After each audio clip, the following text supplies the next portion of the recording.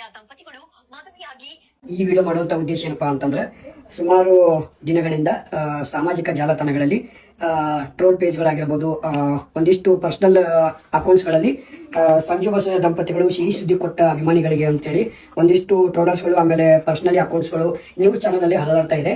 ಆ ಒಂದು ವಿಷಯವಾಗಿ ಈ ಒಂದು ವಿಡಿಯೋನ ನಾವು ಮಾಡಬೇಕಂತ ಕುರಿತಾಗಿ ನಿಮ್ಮ ಮುಂದೆ ಬಂದಿದ್ದೇವೆ. ಅದರ ಸ್ಪಷ್ಟನೆ ನೀಡಬೇಕು ಅಂತ ನಾವು ವಿಡಿಯೋ ಮಾಡ್ತಾ ಇದ್ದೀವಿ. ಇದರ ಸ್ಪಷ್ಟನೆ ಏನಪ್ಪಾ ಅಂತಂದ್ರೆ ಸಾಮಾಜಿಕ ಜಾಲತಾಣಗಳಲ್ಲಿ ಇದು ಸಮಥಿಂಗ್ ಒಂದು ಅಕೌಂಟ್ ಇತ್ತು, ಅದೇ ಅಂತ ಪರ್ಟಿಕ್ಯುಲರ್ ಗೊತ್ತಿಲ್ಲ ನಂಗೆ. ಆ ವಿಡಿಯೋದ ಆ ಪೇಜ್ ನವ್ರು ಏನ್ ಮಾಡಿದ್ರು ಅಂತಂದ್ರೆ ಸಂಜು ಬಸಯ್ಯ ಅವರು ತಮ್ಮ ಧರ್ಮ ಪತ್ನಿಗೋಸ್ಕರ 1 ಕೋಟಿ ಮನೆಯನ್ನು ಹುಡುಗರಿಗೆ ನೀಡಿದ್ದಾರೆ. ಮತ್ತ ಬಾಡಿಗೆ ಮನೆ ಇದ್ದಿದ್ ಫೋಟೋ ಹಾಕಿ ಪಾಪ ಅವ್ರ ಬಾಡಿಗೆ ಮನೆಯವ್ರಿಗೆ ಬಾಳ ತೊಂದ್ರೆ ಮಾಡಿರಿ, ಅವ್ರ ಫ್ಯಾಮಿಲಿ ಕಡೆಯಿಂದ ಅವ್ರಿಗೆಲ್ಲ ಪರ್ಸನಲಿ ಬಾಳ ತೊಂದ್ರೆ ಆಗೈತಿ. ಅದು ನಿಮ್ಗೆಲ್ಲ ಪೋಸ್ಟ್ ಹಾಕೋರಿಗೆ ಗೊತ್ತಾಗಿಲ್ಲ, ಯಾಕೆ ಪರ್ಸನಲ್ ನಮ್ ಕಾಲ್ ಮಾಡಿ ನಮ್ ಮುಂದೆ ಹೇಳುವಾಗ ನಮ್ಗೆ ಗೊತ್ತಾಗುತ್ತೆ. ಇದೇ ರೀತಿ ನಿಮ್ಮ ವ್ಯೂವರ್ಸ್ ಸಂಬಂಧ ನಿಮ್ ಸಬ್ಸ್ಕ್ರೈಬ್ ಸಂಬಂಧ ಈ ರೀತಿ ಎಲ್ಲ ವಿಡಿಯೋಗಳು ಹಾಕ್ತಿರಿ. ಅದ್ರ ನಮ್ ಫ್ಯಾಮಿಲಿ ಬಾಳ ಅವೆಲ್ಲ ಮನಸ್ಸಿಗೆ ನೋವು ಆಗೋದಾಗ್ಲಿ ಸೀರಿಯಸ್ ಅನ್ಸಾಗ್ಲಿ. ನಮ್ ಫ್ಯಾಮಿಲಿ 100-200 ಫ್ಯಾಮಿಲಿ ಅಲ್ರಿ, 1000 ಜನ ಅಷ್ಟು ಫ್ಯಾಮಿಲಿ ಅದಾರ. ಎಲ್ಲಾ ಕಡೆಯಿಂದ ಕಾಲ್ ಬರುದು ನಮ್ಗೆ ಇರಿಟೇಷನ್ ಆಯ್ತು, ಅವ್ರನ್ನ ಖುಷಿಯಿಂದ ಹಚ್ತಾರ. ದಯವಿಟ್ಟು ಈ ತರ ಸುಳ್ಳು ನ್ಯೂಸ್ ಎಲ್ಲ ಹಾಕ್ಬೇಡ್ರಿ. ಒಂದು ಮಾತು ಹೇಳಕ್ ಇಷ್ಟಪಡ್ತೀನಿ, ನಿಮ್ಮ ಪರ್ಸನಲ್ ಆಗಿ ನೀವೇನು ಫಾಲೋವರ್ಸ್ಗೋಸ್ಕರ, ವ್ಯೂಸ್ಗೋಸ್ಕರ, ಲೈಕ್ಸ್ಗೋಸ್ಕರ, ಆಮೇಲೆ ಸಬ್ಸ್ಕ್ರೈಬ್ಗೋಸ್ಕರ ನೀವೇನು ಮಾಡಕತ್ತಿರಲ್ಲ, ನೀವು ಮಾಡೋದೇನು ತಪ್ಪಲ್ಲ. ನಿಮ್ಮ ಫಾಲೋವರ್ಸ್ ಬೇಕಾಗೈತಿ, ನೀವು ಸಬ್ಸ್ಕ್ರೈಬ್ ಬೇಕಾಗೈತಿ ಅಂತ ನಿಮ್ಗೆ ನಮ್ಮ ಹೆಸರು ಐತಿ, ನಮ್ಮ ಹೆಸರು ಹಾಕಿದ್ರೆ ಪೋಸ್ಟ್ ಓಡ್ತೈತಿ ಅಂತ ನೀವು ಉದ್ದೇಶ ಇಟ್ಕೊಂಡು ಹಾಕಿರ್ತೀರಿ, ನಿಮ್ಗೆ ತಪ್ಪಲ್ಲ. ಆದ್ರೆ ನಾನು ಏನ್ ಹೇಳಕತ್ತೀನಪ್ಪ ಅಂತಂದ್ರೆ, ಹಾಕೋದಾದ್ರೆ ಏನೋ ಒಂದು ಸಮಥಿಂಗ್ ನಾವು ಎಂಟರ್ಟೈನ್ಮೆಂಟ್ ಮಾಡಿದಾಗ್ಲಿ, ಅಥವಾ ನಮ್ಮ ಯೂಟ್ಯೂಬ್ ಚಾನಲ್ ಪ್ರಮೋಷನ್ ಮಾಡ್ರಿ, ಅಥವಾ ನಮ್ಮ ಪರ್ಸನಲಿ ನಾವು ಏನೋ ಒಂದು ಅಪ್ಡೇಟ್ ಕೊಟ್ಟಿರ್ತೀವಿ, ಅದನ್ನ ನೀವು ಪೋಸ್ಟ್ ಮಾಡಿ. ಮನಿ ತಗೊಂಡಿವ್ರಿ ಇಲ್ಲ ನಂಗಿಲ್ಲ, ಅದ್ರ ಸುಮ್ನೆ ಯಾವ್ದೋ ಮನಿ ಹಾಕಿ 1 ಕೋಟಿ ಹುಡುಗರಿಗೆ ಕೊಟ್ಟ ಆತರ ಸುಮ್ನೆ ಹಬ್ಬಸ್ಬೇಡ್ರಿ. ಎಲ್ಲರಿಗೂ ಬಾಳ ತೊಂದರೆ ಆಗತ್ತೆ.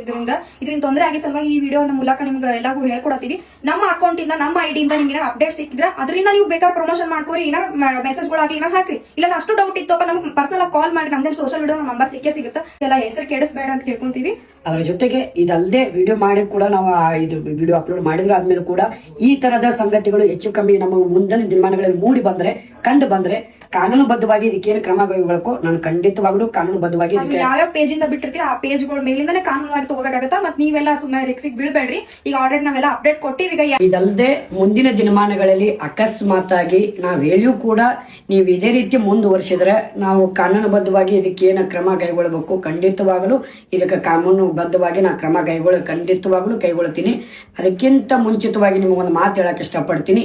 ಇಷ್ಟಕ್ಕೆ ನಾನು ಮುಗಿಸ್ಬೇಕಂತ ಅನ್ಕೊಂಡಿದ್ದೀನಿ. ದಯವಿಟ್ಟು ಸ್ಟೇಷನ್ ಮೆಟ್ಲ ಏರಿ ಇದಕ್ಕೆ ಕಾನೂನುಬದ್ಧವಾಗಿ ನಿಮಗೇನು ಶಿಕ್ಷೆ ಕೊಡಿಸ್ಬೇಕು ಆ ಥರ ದಯವಿಟ್ಟು ಮಾಡ್ಕೊಳಕ್ ಹೋಗಬೇಡ್ರಿ.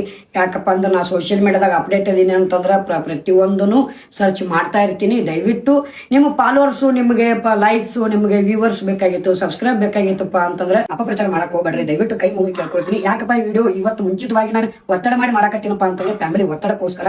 ಯಾಕಪ್ಪ ಅಂತಂದ್ರೆ ಆಲ್ರೆಡಿ ನಾವಿರುವಂತ ಪೊಸಿಷನ್ಗೆ ನೀವು ಅನ್ಕೊಂಡಿರ್ಬೇಕು 3 ವರ್ಷ 4 ವರ್ಷ ಆದ್ರೂ ಕೂಡ ಇನ್ನೂ ಮಕ್ಕಳಾಗಿಲ್ಲ, ಇನ್ನೂ ಸಿಹಿ ಸುದ್ದಿ ಕೊಟ್ಟಿಲ್ಲ ಸಂಜು ಬಸಯ್ಯ ಅಂತೇಳಿ.